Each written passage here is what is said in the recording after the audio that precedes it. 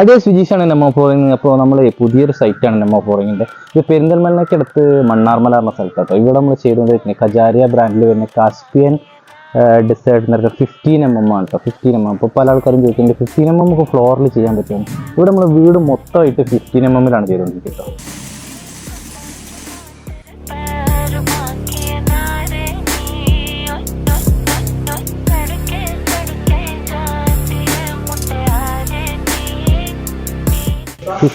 ടൈലായതുകൊണ്ട് തന്നെ സോളിഡ് ആയിരിക്കും. ഇത് ഫ്ലോറിൽ ചെയ്യാൻ പറ്റുമെന്ന് പലരുടെയും സംശയമാണ്.